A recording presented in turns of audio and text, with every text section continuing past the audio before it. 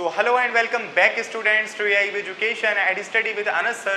Today I will be starting class 12 Political Science most important topic रजवाड़ों का विलय. So आज की इस क्लास में हम समझने वाले हैं कि रजवाड़ों के विलय का आखिर क्या मतलब होता है और कौन से इसमें इतने सारे इंपॉर्टेंट टॉपिक्स आते हैं जो कि एग्जाम पॉइंट ऑफ व्यू से काफ़ी ज़्यादा इंपॉर्टेंट है. सो स्टार्ट करते हैं क्लास को और समझते हैं सभी इंपॉर्टेंट टॉपिक को एक brief best and short explanation के साथ. So let's start. तो चलिए स्टूडेंट शुरू करते हैं अपनी क्लास को और समझते हैं सभी इंपॉर्टेंट टॉपिक्स को एक brief best and short explanation के साथ. सो फर्स्ट ऑफ ऑल हम बात कर रहे हैं रजवाड़ों के विलय का. तो रजवाड़ों के विलय का आखिर क्या मतलब है. तो सबसे पहले हम जानते हैं कि जब हमारा भारत आजाद हुआ था तो आजादी के समय पर भारत के दो भाग थे. वो दो भाग कौन से थे. पहला भाग मान लेते हैं ए है और दूसरा वाला भाग है मान लेते हैं बी है. तो ए वाले भाग पर अंग्रेजों का डायरेक्ट कंट्रोल है. यहां पर क्या है, अंग्रेजों का डायरेक्ट कंट्रोल है. तो यहाँ पे डायरेक्ट कंट्रोल होने की वजह से अंग्रेज जो कुछ भी टैक्स वसूल किया करते हैं वो डायरेक्टली वहां की जनता से कर लेते हैं. अगर मान लो 70% वो टैक्स वसूल कर रहे हैं तो वो डायरेक्टली वहां की पीपल से क्या करेंगे, वसूल कर लेंगे. बट यहाँ पर जो बी वाला भाग है यहाँ पर अंग्रेजों का डायरेक्ट कंट्रोल नहीं है, यहाँ पे अंग्रेजों का इनडायरेक्ट कंट्रोल है. अब सर इसका मतलब क्या है. इनडायरेक्ट कंट्रोल का मतलब यह है कि यहाँ पे राजाओं का राज है. अब यहाँ पे राजाओं का राज होने की वजह से अंग्रेज जनता से बात नहीं करते, वहां के राजा से बात करते हैं कि भाई हमें आपके इलाके से 70% टैक्स चाहिए. अब आप मान लीजिए राजा वहां का 70% टैक्स दे रहा है अंग्रेजों को, तो इसका मतलब ये तो नहीं कि वो अपने पास कुछ नहीं रखेगा. भाई वो महल में रह रहा है, उसका खर्चा है, बहुत सारे सैनिक रखे हैं, बहुत सारे खर्चे. तो वो वहां की अपनी जनता से क्या करता था, 70 नहीं बल्कि 80 to 85% टैक्स वसूल किया करता था. अब हम देख पाए कि जो बी पार्ट वाली जनसंख्या है वो ज्यादा परेशान है अकॉर्डिंग टू ए, जिससे क्या है यहाँ के लोग भी राजाओं से निजात पाना चाहते थे कि भाई हमें ये राजा नहीं चाहिए, हमें लोकतंत्र चाहिए. तो तीसरी बात हमारी यहाँ पे ये हुई कि जब हमारा भारत आजाद हुआ तो हमारे आजादी के समय पर पूरे भारत में 565 रियासतें निकली, 565 राजाओं का राज निकला हमारे पूरे भारत के अंदर. तो अंग्रेजों ने इस बात को देखते हुए तीन बहुत महत्वपूर्ण बातें कही जो कि मैं आपको पिछली क्लासेस के अंदर बता चुका हूं.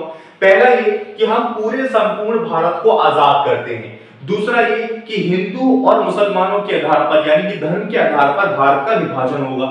और तीसरी बात उन्होंने ये कही थी कि पूरे भारत में जितने भी राजा हैं हम उनको भी आजाद करते हैं और उनको आजादी ये है कि या तो वो हिंदुस्तान के साथ जाए, या तो वो पाकिस्तान के साथ जाए, या फिर वो अपना एक अलग देश बनाए. ये उनको तीन आजादी दी हुई थी.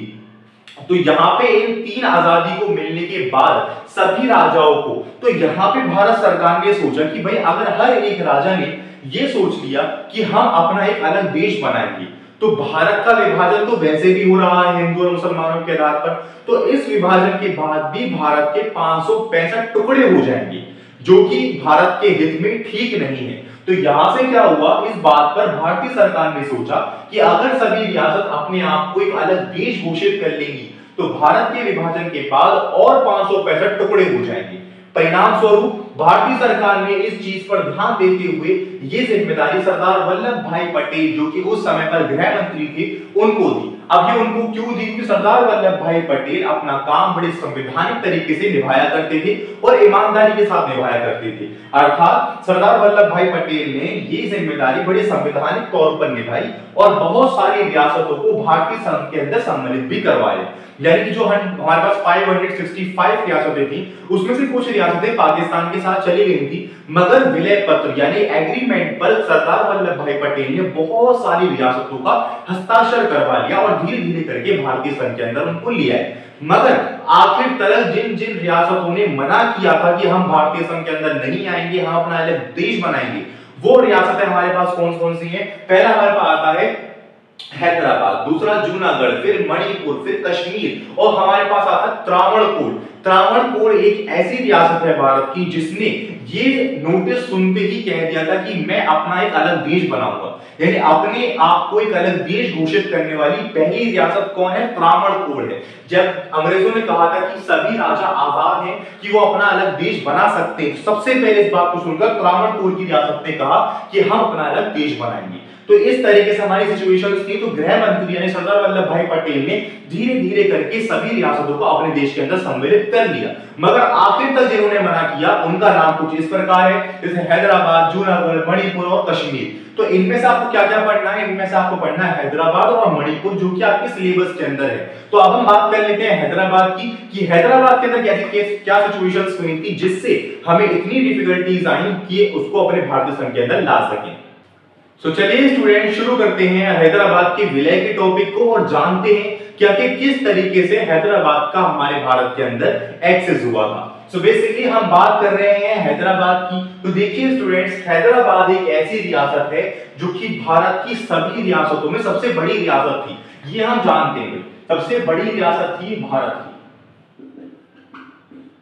की, सबसे बड़ी रियासत भारत की है। यहाँ के बादशाह को, यानी कि यहाँ के राजा को निजाम कहा जाता है। यानी कि यहाँ का जो राजा होता है उसका नाम निजाम नहीं था, वहां के राजा को ही निजाम कहते थे। जो वहां की हुकूमत को संभाल रहा है उसको निजाम बोला जाता था, दैट्स इट। तो यहाँ के राजा को निजाम बोला जाता है। तो जब भारतीय सरकार ने देखा कि ये सबसे बड़ी रियासत है और अगर इस रियासत ने ये सोच लिया कि मैं अपना एक अलग देश बनाऊंगा, तो बेसिकली भारत का एक बहुत बड़ा पार्ट हिंदुस्तान से दूर हो जाएगा, यानी कि एक अलग देश घोषित हो जाएगा और एक बहुत बड़ा धब्बा लग जाएगा भारत पे। तो इस बात को ध्यान में रखते हुए सरदार वल्लभ भाई पटेल ने 1947 के अंदर ही इनको प्रस्ताव दिया। 1947 के अंदर इनको प्रस्ताव दे दिया कि भाई आप हमारे भारतीय संघ के अंदर आ जाइए और एक इंस्ट्रूमेंट ऑफ एक्सेस पर, यानी कि विलय पत्र पर हस्ताक्षर, ये बोला निजाम से कि भाई आप हमारे भारत के अंदर आ जाइए। तो निजाम ने बोला कि हाँ चलो बात ठीक है, मुझे 1 साल का समय दो, मैं इस बात को विचार करता हूं। तो 1 साल का समय मांगा, 1947 से 1948 तक समय मांगा निजाम ने, ठीक है भाई। तो 1948 तक जब समय मांगा निजाम ने, तो भारत सरकार ने दे दिया, भाई ठीक है आप बातचीत कर लो अपने देश के अंदर, अपनी जनता की राय मांग लो और सभी चीजें देख लो और उसके बाद जाके हमें जवाब दे देना। तो जब 1947 से 1948 का समय आया, यानी कि 1 साल बीता, तो 1 साल बाद भी निजाम की तरफ से कोई भी रिएक्शन नहीं आया, यानी कि ना तो अपनी बात का जवाब आया वहां से और ना ही कोई ऐसा कोई सिचुएशन दिख रही थी जिससे वो भारतीय संघ के अंदर आना चाह रहा है। तो भाई भारतीय सरकार ने, सरदार वल्लभ भाई पटेल ने फिर उससे पूछा कि भाई क्या बात है, 1 साल हो गया। तो इन्होंने टालमटोली बातों की शुरू करी कि हाँ बताएंगे, अभी कर रहे हैं विचार ये और वो, इस तरीके से। तो यहाँ पर सरदार वल्लभ भाई पटेल को शक हो गया कि भाई यहाँ पे कुछ ना कुछ गड़बड़। तो जब गड़बड़ उनको नजर आई तो यहाँ पे क्या हुआ, अभी तक निजाम की जनता को ये नहीं पता था कि भारत ने हैदराबाद को प्रस्ताव दिया है कि वो भारतीय विलय के अंदर, भारतीय संघ के अंदर आ जाए। जैसे ही इस बात का पता चला हैदराबाद की जनता को, जैसे ही इस बात का पता चला तो वहां की जनता निजाम के खिलाफ प्रदर्शन कर उठी। यानी कि जब इस बात का पता चला तो हैदराबाद की जनता, या ध्यान रखिएगा, हैदराबाद की जनता निजाम के खिलाफ ही खड़ी हो उठी। अब सबसे बुरी सिचुएशन यही होती है कि जब किसी भी राजा की जनता उसके साथ ही नहीं होती तो उसका पद भी क्या होता है, बहुत जल्दी समाप्त होने वाला होता है। तो ये बात नोटिस करी निजाम ने कि भाई अगर ये मेरी जनता ही मेरा साथ नहीं दे रही तो मेरा पद तो बिल्कुल भी नहीं रह पाएगा। तो निजाम ने क्या करा कि ये बात हिंदुस्तान तक ना पहुंच पाए। अगर उनको पता लग गया कि भाई मेरी जनता उनके साथ है तो उनके तो और सीना चौड़ा हो जाएगा, वो मुझे अपने अंदर कर ही लेंगे कैसे ना कैसे करके। तो यहाँ पे निजाम ने क्या किया, इस प्रदर्शन को रोकने के लिए, इस प्रदर्शन को रोकने के लिए उसने अर्धसैनिक बल लगा दिया। यानी कि उसने बोला कि भाई इस प्रदर्शन को कैसे भी कैसे करके खत्म करो, चाहे कोई भी कितने लोग मारे जाएं, चाहे कोई किसी धर्म का हो, चाहे कोई भी हो, इसको खत्म करो। तो निजाम ने अर्धसैनिक बल लगाया अपनी जनता पर। अब इस अर्धसैनिक बल ने क्या किया, बिना गिनती के लोग मारे, चाहे औरत हैं, महिलाएं हैं, बूढ़े हैं, बुजुर्ग हैं, जवान हैं, बच्चे, सबको मारा गया लाइन तारीख से, बंदूकों से, तलवारों से, जिससे इस प्रदर्शन को रोका जा सके। अब मैंने आपको बताया कि भारत की आजादी से पहले जो भारत के 2 भाग थे, अल्टीमेटली राजाओं के भाग वाली जनता ज्यादा परेशान थी क्योंकि यहाँ पे इनको ज्यादा टैक्स पे करना पड़ता था, थोड़ा राजा के लिए और बहुत सारा अंग्रेजों के लिए। तो ये तो आजादी चाहती थे कंप्लीट तरीके से कि भाई हमें आप किसी की बंदिश में नहीं रहना, हमें आजाद होना है और लोकतंत्र तरीके से जीना है। तो जब अर्धसैनिक बल लगा और बहुत सारी जनसंख्या मारी जाने लगी तो इस बात की खबर पहुंची सरदार वल्लभ भाई पटेल को।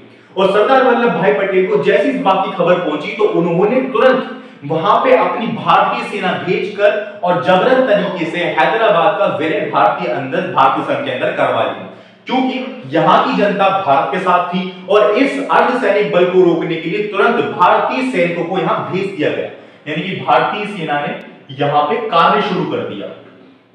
तो भारतीय सेना ने जब यहां पे कार्य शुरू किया तो क्या हुआ कि यहां पे अर्धसैनिक बल रुक गया और यहां की जनता को सेफ्टी प्रोवाइड की गई।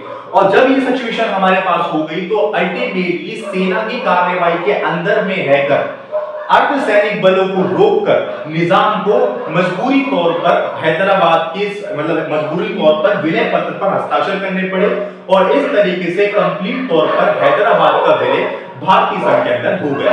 तो हमने क्या जाना कि हैदराबाद का विलय किन सिचुएशन से होकर हुआ, तो हम बहुत इजीली समझ चुके हैं। पहला क्या कि भारत की सबसे बड़ी रियासत कौन सी है, हैदराबाद है, और साथ में यहाँ के राजा को निजाम कहा जाता है। और जब भारत आजाद हुआ था तो इतनी बड़ी रियासत को अपने अंदर करने के लिए यहाँ पे सबसे पहला प्रस्ताव इसको दिया गया कि भाई आप हमारे संघ के अंदर आ जाइए। तो इन्होंने 1 साल का समय मांगा 1948 तक। 1948 के बाद भी कोई सुनवाई नहीं हुई, ना ही कोई चीज वापस आई। तो यहाँ पे क्या हुआ कि सरकार को थोड़ा डाउट होने लगा इन पे, क्योंकि ये बातों की टालमटोली कर रहे थे और भारतीय सरकार का किसी भी तरीके से जवाब नहीं दे रही थी। तो जब ये सिचुएशन हुई तो भारतीय सरकार ने इनके ऊपर नजर पहनाई, और जब नजर पहनाई तो यहाँ पे धीरे धीरे करके इसकी जनसंख्या को, यानी हैदराबाद की जनता को पता लग गया कि भाई ये भारतीय संघ के अंदर जा नहीं रहा और भारतीय संघ की तरफ से प्रस्ताव आ रहे हैं। तो यहाँ की जनसंख्या ने इसके खिलाफी प्रदर्शन शुरू कर दिया। अब जब इनके खिलाफी प्रदर्शन शुरू हो गया तो क्या हुआ, इनको अपनी सीट खोती हुई नजर आई। अब इन्होंने इस चीज को देखते हुए अपनी ही जनता पर अर्धसैनिक बल लगा दिया।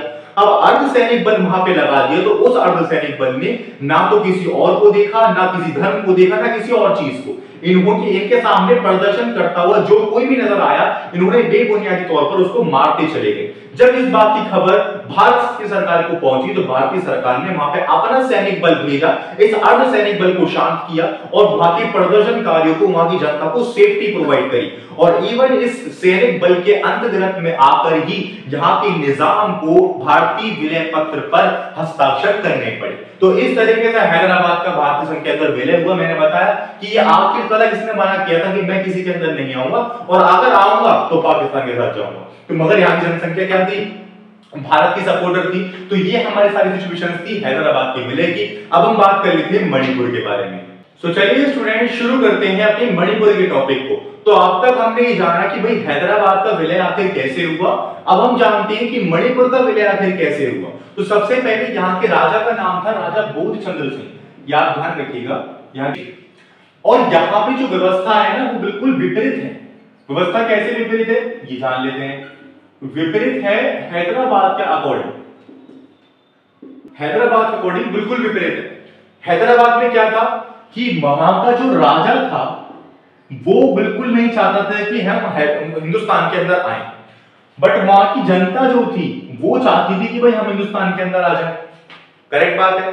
बट यहां पे क्या था मणिपुर में, यहाँ का राजा चाहता था कि मैं हिंदुस्तान के अंदर चला जाऊं और यहाँ की जनता नहीं चाहती थी कि हम हिंदुस्तान के अंदर जाएं। यहाँ की जनता का ये मत था कि हम अपने देश को एक अलग देश घोषित करें, यानी कि अपनी रियासत को एक अलग देश घोषित करें, हम किसी के अंदर नहीं जाएंगे। मगर राजा सबसे ऊपर होता है तो राजा की बात मानी गई। तो बहुत सारे मतभेदों के बाद जब ये सारी सिचुएशन हुई, यहाँ पे भारत का प्रस्ताव आया, उस पर विचार किए गए, बहुत सारी सिचुएशन, और यहाँ पे जो समय लगा था, जितना भी समय लगा था मणिपुर को भारतीय संघ के अंदर आने के लिए, वो समय सिर्फ और सिर्फ वहां की जनता ने लिया था कि हम किसी भी तरीके से भारतीय संघ के अंदर नहीं जाएंगे। बट यहाँ के राजा ने अपनी सेफ्टी को लेकर और फ्यूचर पर्सपेक्टिव को लेकर इस बात पर सहमति जताई और कहा कि भाई हम भारतीय संघ के अंदर आ रहे हैं, और भारतीय संघ के अंदर आने में विलय पत्र पर राजा बोधचंद्र सिंह ने हस्ताक्षर कर दिए।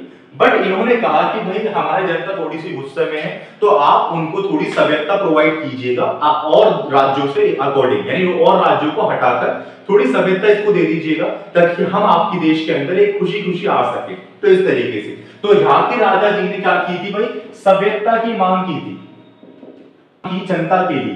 किसके लिए? जनता के लिए सभ्यता की मांग करी, और इस मांग को स्वीकार भी किया गया। और फाइनली जाके इंस्ट्रूमेंट ऑफ एक्सेस यानी विलय पत्र पर राजा बोधचंद्र सिंह ने मणिपुर के विलय पर हस्ताक्षर कर दिए और इस तरीके से मणिपुर की रियासत हमारे भारतीय संघ के अंदर आ गई। और हम बात करें कश्मीर वगैरह की, तो कश्मीर रियासत के बारे में आपको बता देता हूं, वैसे आपके एग्जाम में नहीं आएगा, तो देखो इसका क्या मसला है ये हम जान लेते हैं। तो देखिए कश्मीर का मतलब एक ऐसी रियासत है जो कि वहां की सिचुएशन उल्टी चल रही थी। उल्टी कैसे थी? उल्टी ऐसी सिचुएशन थी कि वहां पे कश्मीर में सारी जनता जो है वो तो है मुस्लिम, ये आप ध्यान रखो, जनता हमारी क्या है? मुस्लिम है, और वहां का राजा जो है वो है हिंदू, वहां का राजा हिंदू है और जनता मुस्लिम है। और भारत का विभाजन तभी हुआ ही हुआ था, यानी भारत और पाकिस्तान धर्म के आधार पर ही हुए थे। मगर अनफॉर्चुनेटली कश्मीर को पाकिस्तान को नहीं दिया था, कश्मीर को हिंदुस्तान की टेरिटरी यानी कि राजा की टेरिटरी माना गया था। वो क्यों नहीं दिया था? क्योंकि वो एक रियासत थी।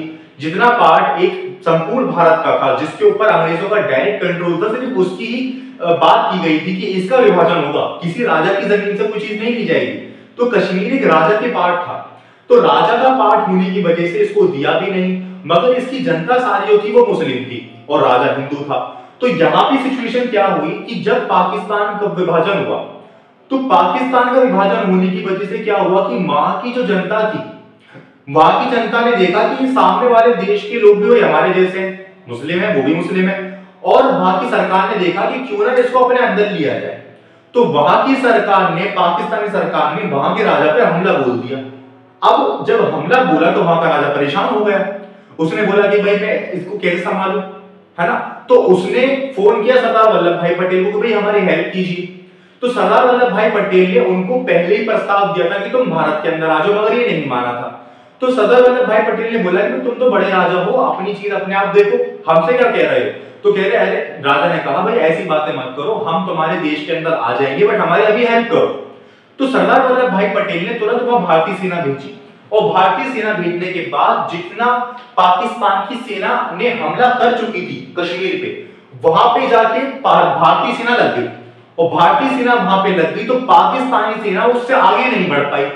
तो जितना हिस्सा पाकिस्तानी सेना ने कवर किया कश्मीर का एक राजा के अंडर में, उतने हिस्से को आज हम पीओके बोलते हैं, यानी कि जितना हिस्सा वो कवर कर पाए उससे आगे नहीं बढ़ पाई, क्योंकि भारतीय सेना वहां लग गई।